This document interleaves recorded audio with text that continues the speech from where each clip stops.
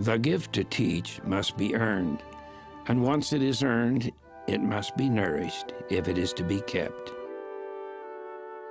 When we begin to analyze ourselves and look to improve ourselves as teachers, what better model could we find? What finer study could we undertake than to analyze our ideals and goals and methods and compare them with those of Jesus Christ?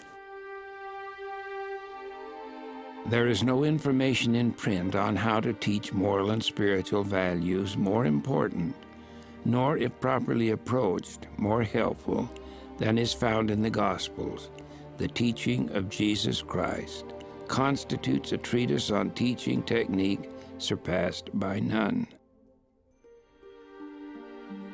Jesus has been described as a philosopher, an economist, a social reformer, and many other things. But more than these, the Savior was a teacher.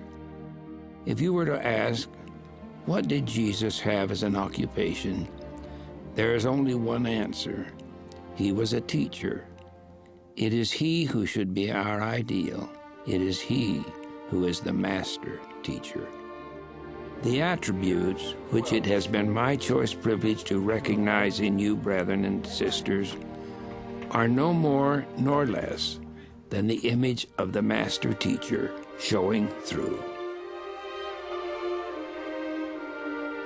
I believe that to the degree you perform according to the challenge and charge which you have, the image of Christ does become engraven upon your countenances, and for all practical purposes, in that classroom at that time, and in that expression, and with that inspiration, you are he, and he is you.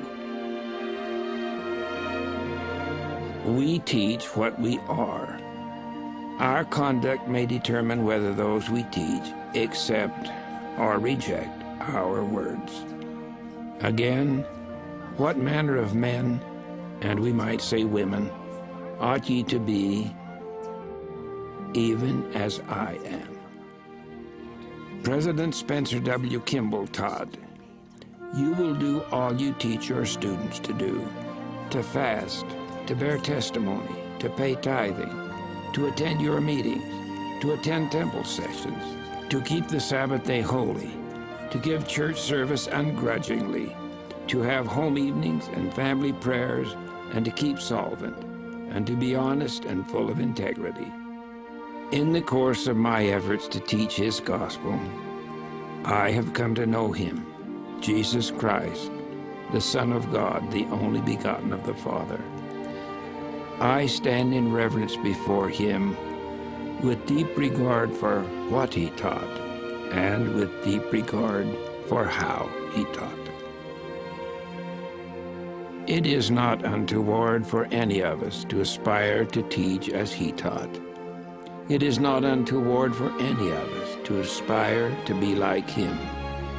He was not just a teacher. He was the master teacher.